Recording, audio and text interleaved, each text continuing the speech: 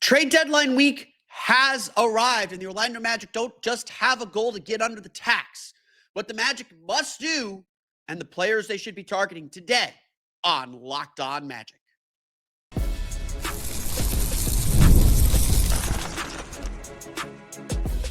You are Locked On Magic, your daily Orlando Magic podcast, part of the Locked On Podcast Network, your team every day. And you are indeed Locked On Magic. Today is February 3rd, 2026. My name is Philip Rossman-Reich. I'm the senior writer over at OrlandoMagicDaily.com, credentialed member of the Orlando Magic Media since the 2012 season. Thank you for letting me sleep in a little bit. Apologies for the delay on this huge episode of Locked On Magic coming out. On today's episode of Locked On Magic, we're going to talk about the Magic's goals at the deadline, why they can't just be trying to duck the tax. Talk a little bit about what the Magic's goals should be, what players the Magic should be targeting. Yes, I'm going to talk about specific players and actually head and think about the next transaction window, the deals and moves that are on the horizon. We're going to get to that coming up here in just a moment. First, we want to thank you again for making Locked On Magic part of your day every day, no matter when you listen to us, whether it's first in the morning, whether it's right when we upload. We truly appreciate you making Locked On Magic part of your day every day. We truly appreciate you being one of our Orlando Magic dailies, our everydayers who listen 5 days a week, who listen on the weekends when we do our weekend episodes, who make us part of the regular podcast rotation, who make us your first listen of the day, who are part of our everydayer club. We want to thank you again for making the Locked On Magic community such a great and vibrant and growing community. And we want to thank you again for helping make the Locked On Podcast Network the #1 sports podcast network. It's your team every day. For the longest time, I haven't thought much about the trade deadline. And there are a few reasons for that. Number one, Jeff Weltman tends to work on the margins at the deadline. He just, right or wrong, he is not a believer in moving and shaking. And look, we'll get to that. He's just not a believer in moving and shaking. So, I look at this team, and it's very similar to last year. It feels like the biggest acquisition the Magic are going to make are players returning from injury. I made this argument last year, and I'll amend this argument this year. But last year, Jalen Suggs was on his way back. He was set to return the week after the trade deadline. And so it made a lot of sense to say, you know what? We never got to see our team. Let's see what they look like over the course of the last few weeks of the season. And to that point, the Orlando Magic at 25-23 have the same record they had in 2024 and are one game ahead of where they were in 2025. Again, the next 5 games are huge. You play Oklahoma City tonight. You get 4 games at home against very winnable teams. I said before Wednesday's game last week in Miami, I said the Magic needed to go 5-3 in those final 8 games. Taking the win over Toronto puts them on track to be 6-2. So you lose to San Antonio, you lose to Oklahoma City. The conditions of the way they lost to San Antonio, not the greatest. And Oklahoma City has a lot of guys questionable tonight to prepare for the San Antonio game on Wednesday. But if you lose to Oklahoma City, San Antonio, you're still on schedule. You just got to take care of your business at home. And again, I granted them one stray loss somewhere. So the Magic aren't in the best spot, but they're, again, as Desmond Bain likes to say, they're trending in the right direction. And so there's definitely a thought, and there's definitely a belief, and there's definitely something to it to say that if the Magic get Franz Wagner back, that is a huge trade deadline acquisition. As I have mentioned, though, it turned out that was a mistake. Jalen Suggs didn't come back. The Magic were scrambling to kind of find themselves. They hit rock bottom shortly after the trade deadline during that 7-game homestand and had to scramble and rally to climb back up the standings. And again, I do anticipate the Magic will get healthy, and I do anticipate the Magic will bounce back and will have a strong finish to the season. And they'll probably finish in 5th or 6th. Getting up to home court advantage is going to take a little bit of doing. It's not impossible, but it's going to take a little bit of doing. The Magic are going to have to realize who they are. And frankly, that's kind of where we are. We look at this team, and there are flaws. It's not just they're hurt. They're literally mid. Did I use that term right? They're literally mid. They're 14th or 15th in the league in defensive rating. They're now 16th in the league in offensive rating. So I think we're going to be okay with the offense being average. But this team has not realized their defensive potential. And so, honestly, if I am Jeff Weltman, I have two goals at this deadline. The first and yeah, probably the most important goal for Jeff Weltman is to get under the tax. We've talked about this before, and we have to talk about it again. The Magic are about $5.6 million over the luxury tax line. And there is zero reason for them to pay the tax this year, considering they are not contending for a championship. This is not a championship team. There's zero reason for them to pay the tax this year and begin the repeater clock, considering the contracts and salaries that are going to come online next year. Orlando's going to be a first apron team next year. It's a very weird, strange thing. So the Magic first goal is to get under the tax. That probably means they're trading Tyus Jones, and if they can attach him in a deal elsewhere, they should. That probably means the Magic are going to be trading Tyus Jones for top 55 seconds. They're just going to dump him. And again, no disrespect to Tyus. He's had a rough year. That's just how accounting in the NBA goes. But if the Magic stop there, they are making a mistake. And I am not saying this because of all the rumors flying around. Giannis Antetokounmpo could get traded at this deadline. He wants to go to the Knicks. That's a direct competitor to the Orlando Magic, even though the Knicks are second in the East right now, and the Magic are sitting in eighth. He could end up on the Miami Heat, the team directly above the Magic. And Orlando still has one more game against Miami. They won the season series. The Magic are still in control of things for the 7 seed at the moment, even though they're half game back in eighth. They've got a couple games at hand on Miami too. But everyone around the East is going to get better. Even Cleveland, team that's figured some things out, has climbed to fifth, if I'm not mistaken, in the Eastern Conference standings.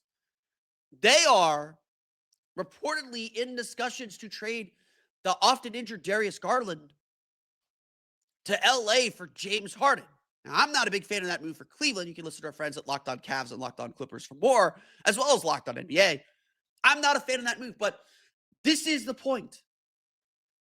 Everyone uses these opportunities to take some swings, to get better. I'm not asking the Magic to take a home run swing. I believe in the starting lineup. I believe that the data about the starting lineup, about the Magic's core 4 players, is real. I also believe everything else about this team is also real. They do not have enough. They do not have enough to accomplish their goals, to be the 4th seed, to advance deep into the playoffs. The Magic need something else. They need something new. They need something fresh. They need depth, number one. They have one of the lowest scoring benches in the league. And look, moving Anthony Black or Jalen Suggs, I would imagine it's Anthony Black at this point.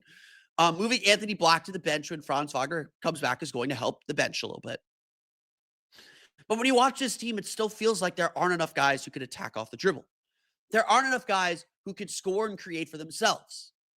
The Magic are still relying very much on Paolo, Banchero, and Franz Wagner to bang their head against the wall and put some dents in it, with occasional Desmond Bane and Jalen Suggs doing so too. The way this league is going, the more guys you have that can handle the ball and create, the better shots you're going to get, the smoother your offense is going to run, the more dangerous you are. And so I look at this trade deadline and I say to myself, and again, my goal for this trade deadline is, yes, get under the tax. That matters. That is important. Because if you want this window to last longer, you can't start shutting it now. You can't watch it close and be like, oh, we don't need to oil that up. It'll be fine. But the Magic also need to address some vital needs so that they can be competitive in the playoffs. Because the way the East playoffs are set up, you can advance as a 6 seed. Like, honestly, Toronto is a good team. I'm not here casting aspersions on the Raptors. But if it's Magic versus Raptors as a 3-6, I'm not very confident. I am confident the Magic can win that series. Won't be easy. I'm not saying they're going to sweep. I'm not saying they're going to win in 5. But that is a 6-7 game series. That is a coin flip series that you can win as a Magic team. And you can't win that if you don't have the pieces and the tools to do so. And I see a team right now that, despite all the injuries, like, yes, the injuries are part of the equation. This is a team that is very, very flawed. And if the Magic don't do something to address that, Not just something for the short term. It can't just be about this year. It has to be something for the next 2-3 years, something that will support and help this team grow into the team we know they could be. Something that, frankly, can help this team be a little bit more injury resilient. Because that's the problem right now, is injuries hit and this team just completely collapsed. Not completely. They're treading water. But they're taking on water. That can't happen. Like, you can't win a championship unless you're healthy. But you can't be sinking because you're down a player or two. And so the Magic need to have two goals at this deadline. They need to get under the tax. They also need to add a quality reserve who can attack, who can score, who can shoot, and isn't a huge liability on defense. It's not asking a lot. I know it is asking a lot, but it's one of the big challenges the Magic face. So who should the Magic target? That is a bigger question, and we're going to dive into that coming up here in just a moment.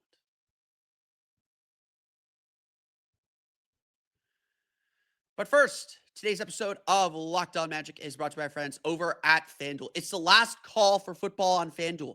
One final Sunday, one last kickoff, the final chance to get in on the action before the NFL season officially comes to a close. This is Super Bowl 60, and FanDuel is making sure you are right in the middle of it with a special offer just in time for the biggest game of the year. Whether you're backing the favorite, riding with the underdog, or building one last same-game parlay, this is the game everyone has been waiting for. This is where predictions turn into plays, stats turn into storylines, and every snap feels a little bit bigger. It's the perfect way to cap off the season and make the Super Bowl even more exciting from kickoff to the final whistle. If you are a new customer, bet just $5 and get $200 in bonus bets if you win. Make it count, because after the Super Bowl, the season is over and you got to deal with those other leagues. I know we got a few of them here in Orlando, but it's not the same. Last call for football on FanDuel, an official sportsbook partner of Super Bowl 60. Visit FanDuel.com to get started. Today's episode of Locked On Magic is also brought to you by our friends over at Indeed. Hiring isn't just about finding someone willing to take the job. It's about finding the right person with the right background who can actually help your business move forward. And if you want candidates who match what you're looking for, Indeed-sponsored jobs is the move.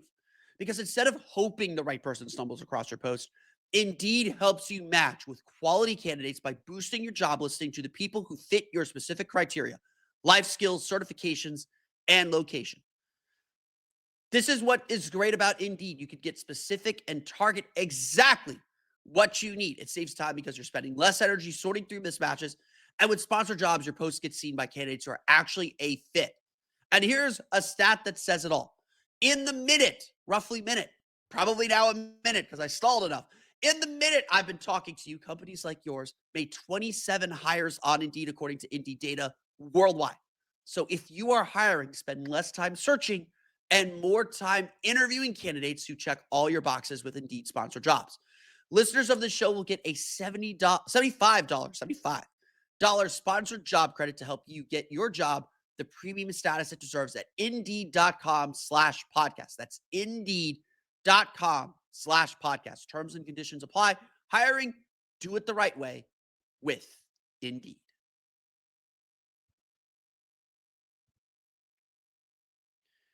We want to thank you again for making Locked On Magic your first listen of the day. And thank you for helping make the Locked On Podcast Network the #1 sports podcast network. The NBA trade deadline is here. We are 2 days away. We're talking about it in depth today. And we want to give you a free month of our new Everydayer Club to help you get ready. If you need a group chat to keep up with the chaos and send your fake trades, join ours. I will warn you, if you send a fake trade that has more than 3 teams and, let's say, 6 players, I'm going to tell you it's not happening. Stop it. Trades complicated don't happen mid-season. The Everydayer Club gets you access to group chat on Discord just for Magic fans, plus national chats where you can hang out with fans from across the league. You also get ad-free versions of this show, and if you sign up by the trade deadline on Thursday, you can use code DEADLINE to get your first month free. That's Thursday, February 5th. Tap the link in the show notes to learn more. Probably the #1 question that I get asked right now is, okay, who should the Magic be targeting? Who should the Magic be looking at the trade deadline? And I will admit, like, trade deadline season is not my favorite. I am not a rumor monger. We know Jeff Weltman acts in secret. I've kind of just learned that all the players that I'm thinking of are probably not the players Jeff is thinking of. He tends to go a little bit off the wall. And look, credit to him. I did not have Desmond Bane on my board of players the Magic should acquire.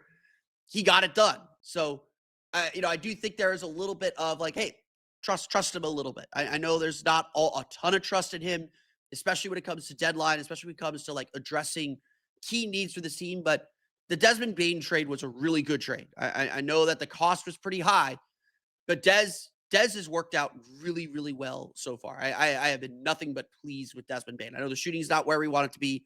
I think that's more schematic. I think that's more injury related, but that's neither here nor that's not what we're discussing today. So who are the players that I've been looking at? So if you are going to ask me who should the Magic be looking at, who are the players I've been looking at? Well, first thing I would say is like you got to look at the other side of the equation. Who are the Magic willing to give up? And I think we all agree Tyus Jones is probably the salary cap filler, the salary dump filler. He makes $7 million, so that gives you an extra $1.4 million to play with under the tax. It feels very certain that the Magic want to kind of be done with Tyus Jones just so they can give Jason Richardson more minutes. Although I think Tyus has generally played better. So there's really 4 players the Magic are looking to trade at this deadline. Jonathan Isaac, who's making $15 million a year, could still very much help a playoff team. And I think the way he played against Victor Wembanyama on Sunday, I would imagine a lot of NBA teams, a lot of Western Conference teams especially saw that and were like, that's kind of interesting. Especially when you got to deal with Victor Wembanyama for a playoff series. Like, it would not shock me if Jonathan Isaac has a little bit more of a market than you think, especially considering, despite the amount of his contract, it is non-guaranteed, assuming he doesn't play 52 games. Now, he's going to hit that, so he'll be guaranteed next year, but you can fudge some things elsewhere. The other player I'd be looking to move is Goga Bitadze. He's at $8.3 million. I think you could get a decent player at that amount. You have Jet Howard. If you could combine him, that gives you about $13.8 million in capital to bring back in, players to bring back in. Those are really the 4 players that I think the Magic will be moving around or be willing to trade as we get closer to the deadline, or as we get to the deadline. So who are the players that I'd be looking at? There are a few. The first player I'm looking at is Dallas Mavericks forward Najee Marshall. Now, Goga Bitadze makes $8.3 million. Najee Marshall makes $9 million. So if you're able to do a salary dump of Tyus Jones, that means you could go add a little bit of money in a trade. So Najee Marshall has had some really good moments with Dallas. I would honestly say he might be my top target at the deadline, just because I know he can fit into a role. I know he's a solid defender, and he's got the size I want. Honestly, like a lot of Magic fans are saying, we need to go get a point guard. We need to go get a point guard. I'm not worried about the point guard. Honestly, if the Magic really want a point guard, go sign Markelle Fultz to a like minimum deal. Bring him in for the rest of the year. He's familiar with what you're trying to do. He's liked in the locker room. You know what you're going to get from him. I don't think he's going to get in Jace's way. If you absolutely need him, you have him. Like, I would love to have Kel back as a minimum guy. Like I would love that. I don't know what his health status is. I don't know what he's up to these days. But like Kel's a good guy. He'd be great in that locker room. I think I think like a locker room presence like that would really help. Someone that's not disruptive, but is someone that everyone looks up to. Like sort of like what Michael Carter-Williams was a few years ago.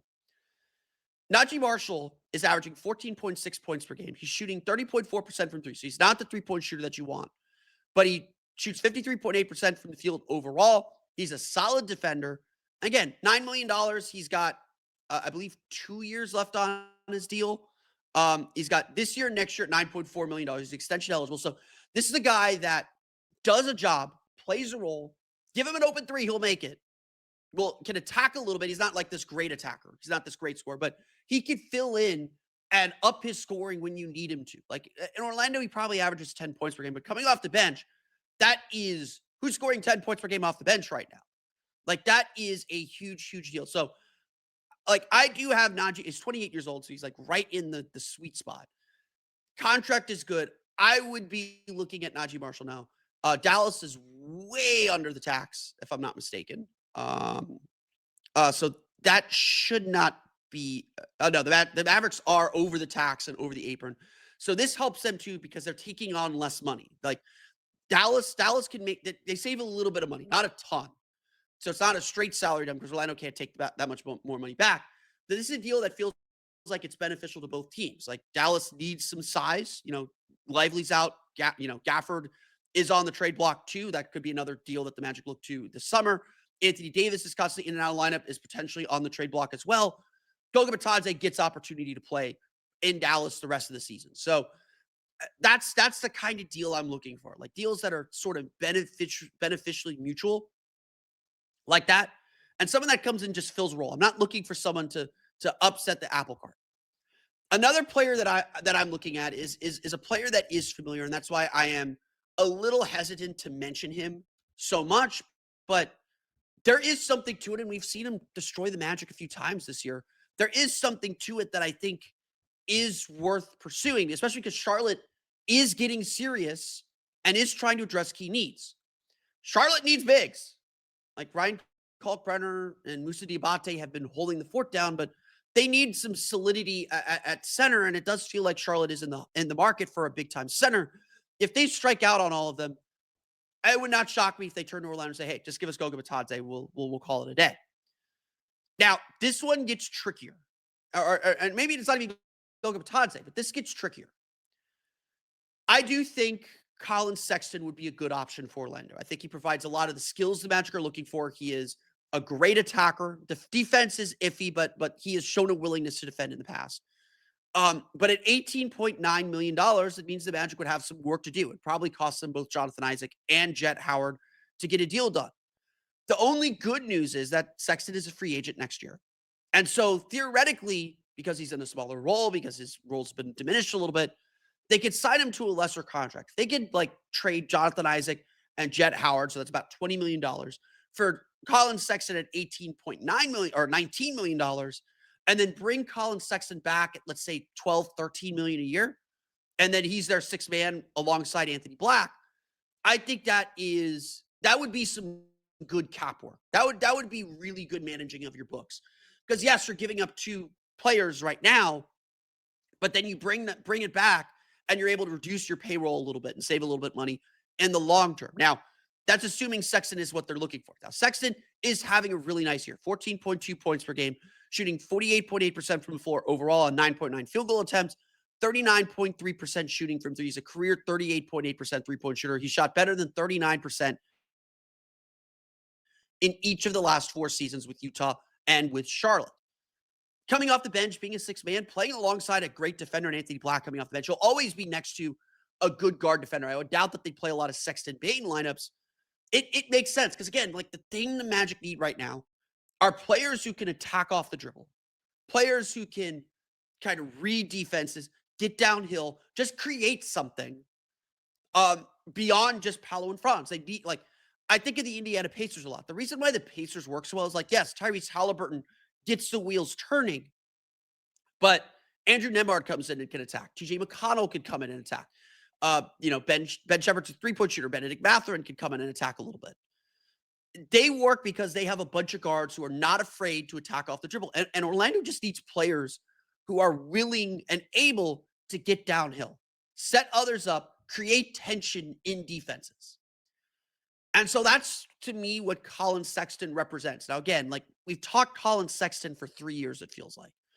And sort of like with Tyus Jones, I say, well, if the Magic really wanted him, he'd be on the team already. And clearly that was prescient because Tyus Jones isn't what the Magic need. We're talking about trading Tyus Jones today. So to that point, I would say, yes, I'm not sure the Magic are actually interested in Sexton. I'm not actually sure the Magic want him per se, and especially a 1-year deal. You don't know if you're going to keep him. Are you really willing to expend assets? Because the thing is, if you don't re-sign him, that money's gone. You can't access that money again. You don't have bird rights to access that money again. And so, yes, the Magic do need to be careful. I do think it is important that they add a player that's going to be with them for a little bit. Like Najee Marshall having an extra year on his deal, that's a bonus to me. Because then you could flip that money around somewhere else. You could keep spending it forward instead of letting it lapse. Because once it lapses, it's gone. You can't get that money back. with the way the Magic's cap situation is set up. And so that would be the big risk with the Sexton is like, if you're not sure you're going to resign him again, like the Magic haven't gotten him, they've had plenty of opportunity to, why would they do that now? The last player I want to talk about today then is another guard in Ayo Dosunmu. Dosunmu is more like stereotypical defense than anything else. He's emerged and grown as an offensive player, but his deal is defense. And look, again, like same deal. It feels like he is very attainable. We don't really know what Chicago wants to do. Like it feels like Chicago might be shopping around Nikola Vucevic. It feels like they might be ready to do a quasi rebuild. Maybe they're holding their water to try and get Anthony Davis and bring him home. We don't know if the Bulls are going to be aggressive or if the Bulls are going to be the Bulls. And in any case, I don't know why the Bulls would ever pick up the phone from the Magic after the way they swindled them in 2021. But we got to assume that everyone's going to be dealing on equal footing. And I would assume this year has had a fantastic season. He's averaging 15 points per game, only 3.5 assists per game. He's shooting 44.9% from three on 4.3 3-point attempts per game. He's 37.7% for his career. He is 85.4% from the line this year, 79.2% for his career. He's really developed as a shooter, but he made his name in college as this ace defender and this really solid kind of off-ball guard. Dosunmu is making only where is it? $7.5 million. So that is a Goga Batadze trade. So if the Bulls are looking for some center help, Zach Collins has been in and out of line. Maybe let his contract lapse. Nikola Vucevic is a question mark. Jalen Smith has been solid for them, but he struggles against bigger centers. If the Bulls are looking for some center help, like we got a free Goga Batadze if you want to spend it. A Goga Batadze for Ayo Dosunmu deal is perfect. Now, same deal with Dosunmu. He has an expiring contract, $7.5 million. He's going to make much more than that. He's going to be in the upper teens, if not flirting with 20. And I'm not sure the Magic are willing to spend that. So again, you run into this problem of you're not just grabbing a player for this year. And again, the Magic have a lot of things to consider, which we're going to talk about here in a minute. You're not just grabbing a player for this year. You are grabbing a player for the long term. You're grabbing a player for the next 2 to 3 years because your window and your ability to make deals shrinks after this season. Like this year, no apron restrictions. You can't go into the first apron anyway. There are no apron restrictions. There's nothing binding you minus like getting under the tax, which is important for the bookkeeping of this team. Next year, you've got apron restrictions. When the clock turns to July 1st, so the Magic could get deals done at the draft. Be careful about that. But when the clock turns to July 1st, you are a first apron team. That means you can't ever take back more money than you send out. That means that you're restricted in some of the things you do. The Magic are floating with the second apron, which really restricts you. And so that is something to consider as we get through this deadline. Now, again, I want to repeat this before we go to the next segment here. Jeff Weltman works in secret. Before yesterday, the idea of James Harden getting traded at this deadline seemed crazy. But things change very fast in the league. And I always tell people rumors are about a week and a half behind what's actually happening.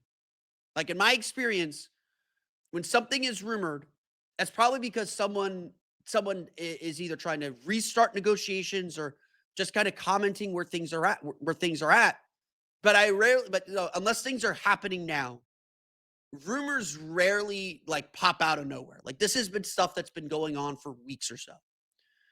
And so like I would always say, like, Jeff Weltman works in secret. We know that the Magic don't leak anything. We know we don't ever hear what the Magic are doing. And that doesn't mean they're not doing anything. I haven't had to say that this year, but don't take a lack of reporting on rumors. I am not a rumor monger. That is not the reporting that I like to do.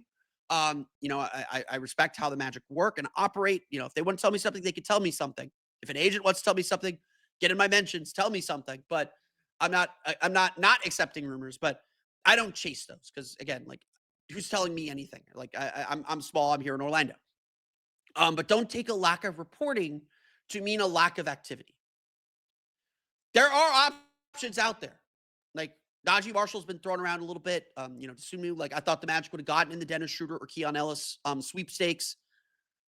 But the Magic are certainly doing something. And like I said, I really do believe they need to do something, not substantial, not big, but they need to shore this team up after the deadline, heading into the deadline. They can't let this sit. Like there needs to be more. And that gets me to my thought on this. What about the next window? What happens after the trade deadline? I want to comment a little bit on where this team is going next, coming up here in just a moment. But first, today's episode of Locked On Magic is brought to you by our friends over at TurboTax. If I could find my thing here. There it is. Tax season doesn't have to take over your life.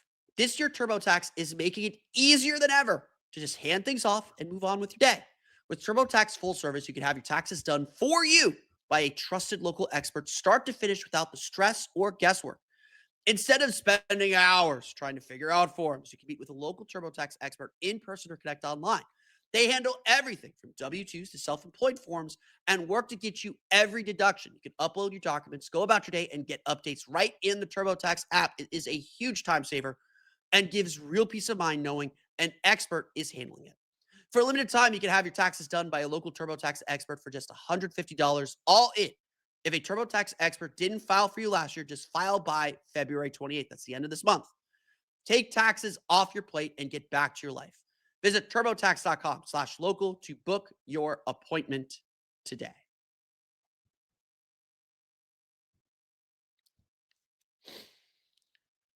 There is obviously a lot to do at this trade deadline. And again, like I'm not asking for very much.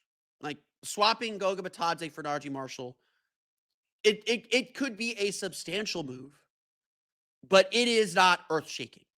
It is not, oh, this team is suddenly a contender type of moves. I'm not asking for that. I don't think the Magic need that. I think the Magic need to be healthy. I think they need Franz Wagner back. Like that's not, I don't think that's controversial. And I think they need to shore up their scoring off the bench so that when they are healthy, they have the support that they need. But there is something else percolating underneath the surface here. And again, the trade windows, the transaction windows is our opportunity to talk about it, to discuss it, to look at it and say, what is going on here? And I think that is fair to do. I think that is fair to say because these are the moments when you have to take a step back and evaluate your roster. The Magic aren't a championship team. I'm going to let that sit for a little bit. I don't think that's a controversial statement. But that is the statement that needs to be like rattling in the back of Jeff Weltman's head and the front office's head. How do we make this a championship team?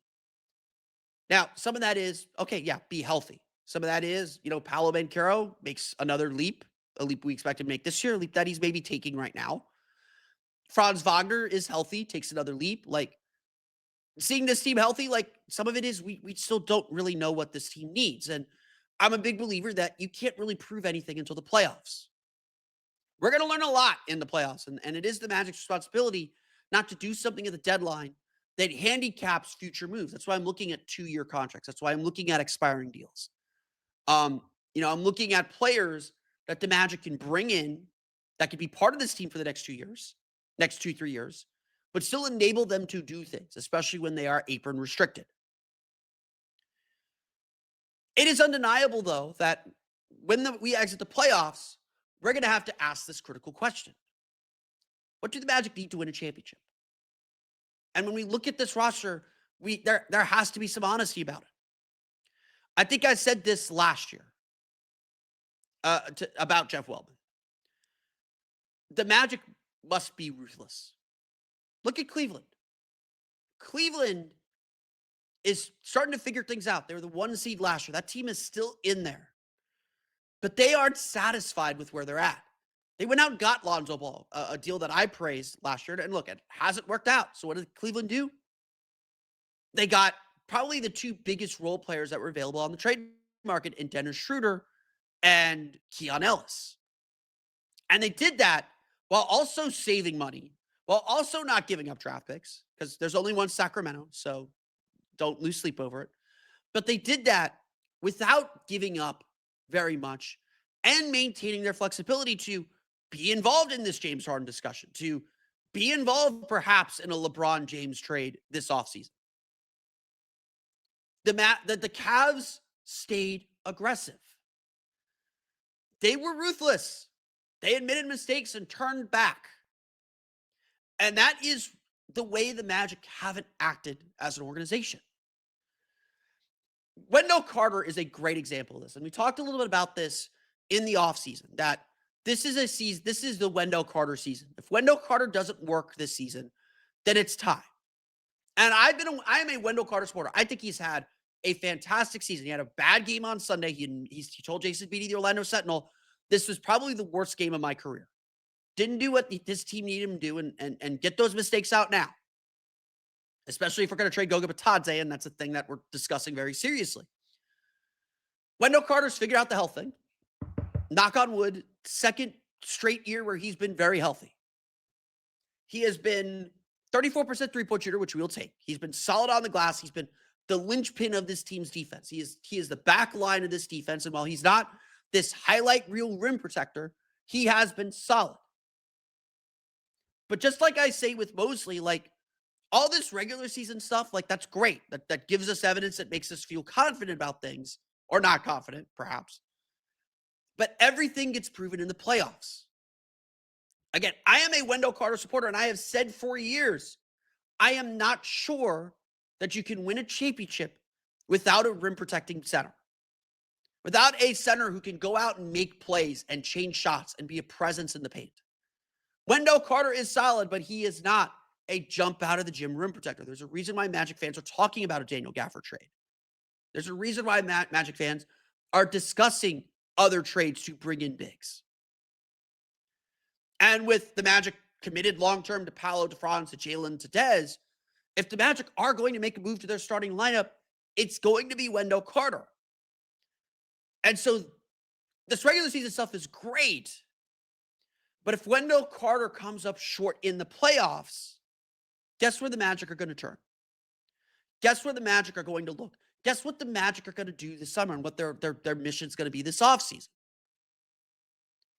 The next window, I can't predict what's going to happen in the next window. I brought this up to begin like setting up some of these conversations. But I would urge you to be resistant to draw conclusions before we get to the playoffs. And you might be like, oh, like, I know Wendell Carter is not a playoff performer. He was one of the only guys that played well in the playoffs last year, mind you. But I believe Wendell Carter's not a playoff performer. And that's great that you have that opinion. I'm not going to tell you you're wrong. I don't know if you're wrong.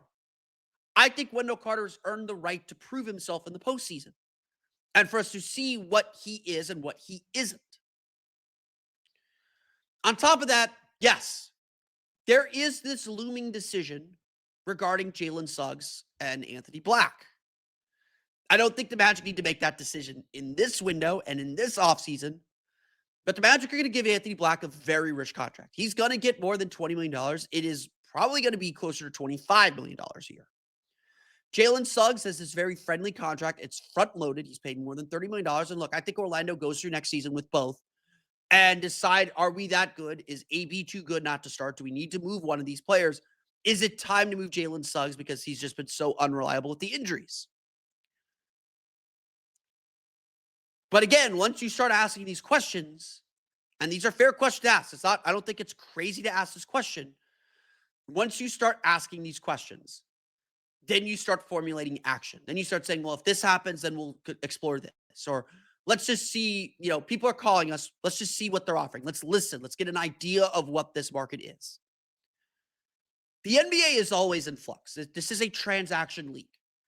It is always in flux. And again, the Magic have largely sat out these transactions. And that has to change.